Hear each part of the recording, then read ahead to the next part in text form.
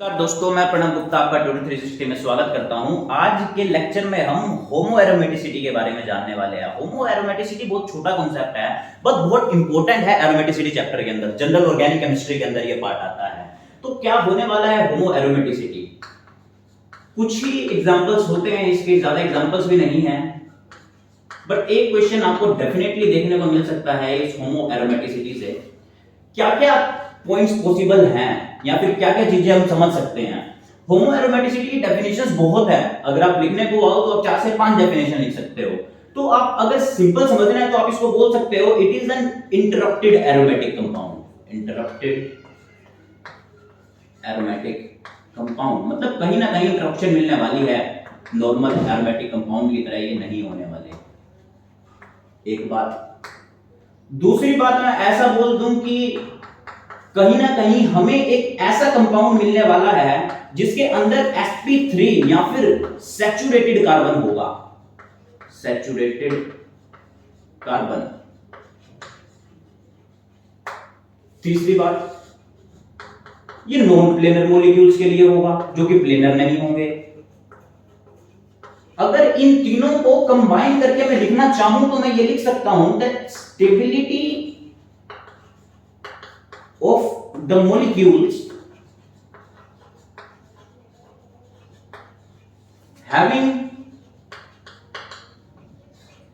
sp3 hybridized carbon atom, hybridized carbon atom या फिर saturated carbon atom भी बोल सकते हो आप, या फिर saturated carbon atom. Stability of molecules having sp3 hybridized carbon atom और saturated carbon atom in between the delocalization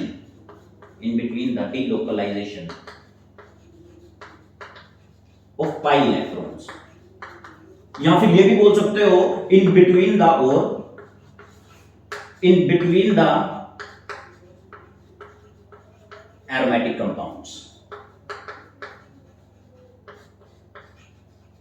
उन्हें क्या बोल दिया जाएगा? उन्हें डिनोट कर दिया जाएगा होमो एरोमेटिसिटी से।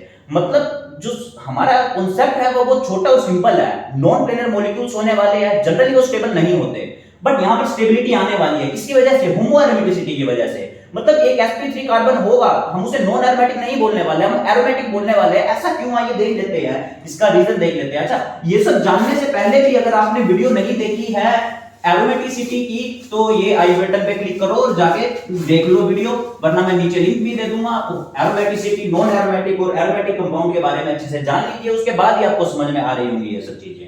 तो देखिए, मान लो मैं एक जनरल एग्जांपल ले लूं, एक बहुत फेमस एग्जांपल है। क्या है? साइक्लोओक्टाटेट्राईन का। इस टाइप का एक कंपाउंड होता है साइक्लोओक्टाटेट्राईन। ओक्ट मतलब 8, 1 2 3 4 5 6 7 8 कार्बन है, 4 बॉन्ड है, इसलिए ऑक्टाटेट्राईन। अब देखो 2 2 4 2 6 2 8 पाई इलेक्ट्रॉन है, तो मतलब ये 4 एंड पाई रूल को फॉलो कर रहा है। 4 and pi rule, that means ये तो एंटी एरोमेटिक होना चाहिए। मैं बोल रहा हूं एंटी एरोमेटिसिटी की वीडियो जाकर देखिए अगर क्लियर नहीं है तो। लेकिन ये क्या होने वाला है, मैं इस कंपाउंड को होमो एरोमेटिक बोल दूंगा। ऐसा क्यों? देखिए, मान लो अगर मैं H2SO4 डाल दूं इसके अंदर, H2SO4 क्या करेगा? इस बॉन्ड को यहां से हटाएगा। एक कार्बन तो एक, इस कार्बन पे एक हाइड्रोजन तो पहले से ही है, एक हाइड्रोजन को और ऐड कर देगा और यहां पर पॉजिटिव चार्ज आ जाएगा। मतलब कि क्या होने वाला है, हमारे पास एक पॉजिटिव चार्ज डेवलप होने वाला है।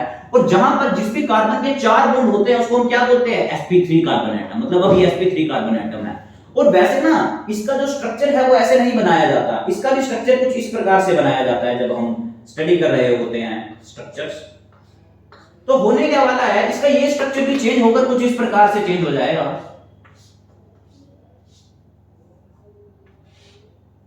ये देखिए, अब ये 3 कार्बन की एक रिंग जो है वो अलग निकल जाएगी। पॉजिटिव चार्ज मैंने यहां पे लगा दिया है, ये डबल बॉन्ड, ये डबल बॉन्ड और ये double bond as it is है। मतलब कि क्या, देखो ध्यान से, अब एक ऑर्बिटल ये रही, एक ऑर्बिटल ये रही, एक ऑर्बिटल ये रही, एक ऑर्बिटल ये रही, एक ऑर्बिटल ये रही, एक ऑर्बिटल ये रही और लास्ट वाली ये रही।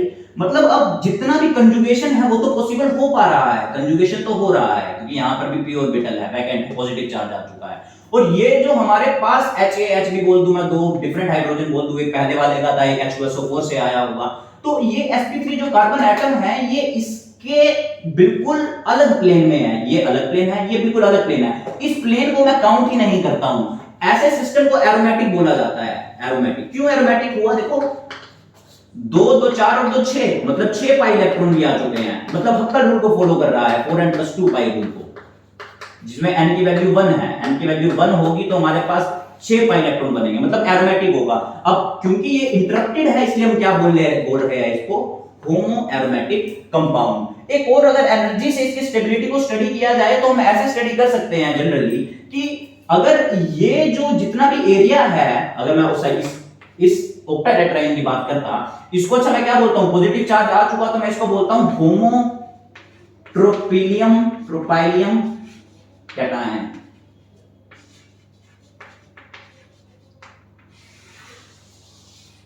ये बोलता हूं। अच्छा देखिए, अगर मैं एनर्जी की बात कर रहा हूं तो इसकी जो एनर्जी होती है, एक जो भी एक पॉजिटिव चार्ज की जो रिंग होती है इन कार्बन की, उसकी एनर्जी होती है 10.1 के आसपास, और इसकी जो एनर्जी होती है वो होती है 43.1 के आसपास। जब मैं माइनस करता हूं तो अराउंड 33 किलो कैलोरी पर मोल आ जाता है।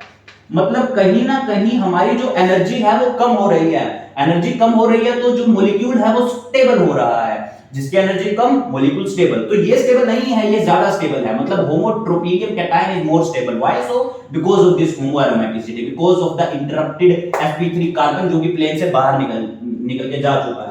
तो इस टाइप से हम होमोएरोमेटिसिटी को समझ सकते हैं। आई थिंक आपको ये बात तो क्लियर होगी। अगर मैं एक और कोई छोटा मोटा एग्जांपल लूं इस केस में, तो मैं ले सकता हूं साइक्लोब्यूटीन का ले सकता हूं। मान लो कि आपके पास एक कुछ इस तरीके का कंपाउंड है ना, यहां पर OCH3 लगा हुआ है। अगर आप ध्यान से देखो तो ये sp3 है, sp3 है तो ये तो नहीं होने वाला जी, नॉन एरोमेटिक sp3 है यहां पे तो कार्बन। बट अगर मान लो मैं इसमें कोई एक रिड्यूसिंग एजेंट, ऑक्सीडाइजिंग एजेंट डाल दूं, है ना, और कुछ इस टाइप का आपके पास मैं एक रिएजेंट डाल दूं जो इसको निकाल देगा और यहां पर पॉजिटिव चार्ज को डेवलप कर देगा। अब पॉजिटिव चार्ज डेवलप हो चुका है, ये स्ट्रक्चर अब ऐसा नहीं रहेगा, ये स्ट्रक्चर नॉन प्लेनर बन जाएगा। कैसा नॉन प्लेनर बन जाएगा? इस स्ट्रक्चर को हम ऐसे बनाने वाले हैं, 1 2 3 4 कार्बन है, ये डबल बॉन्ड इधर, ये पॉजिटिव चार्ज इधर, और हमारे पास यहां पर ये जो हाइड्रोजन है वो वैकेंट एज इट इज है। मतलब फिर से ये जो अलग सा बॉन्ड है ये अलग चला गया, और हमारे पास जो ये 3 ऑर्बिटल प्रेजेंट थी वो आपस में क्या कर रही हैं, डीलोकलाइज कर रही हैं इस पाई इलेक्ट्रॉन को। अगेन 2 पाई इलेक्ट्रॉन सिस्टम बन चुका है, दैट मींस हक्कर रूल को फॉलो करेगा और एरोमेटिक होगा। इसको भी हम क्या बोलने वाले हैं, होमो एरोमेटिक कंपाउंड।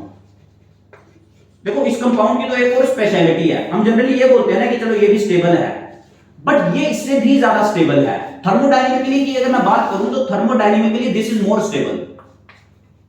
थर्मोडायनेमिकली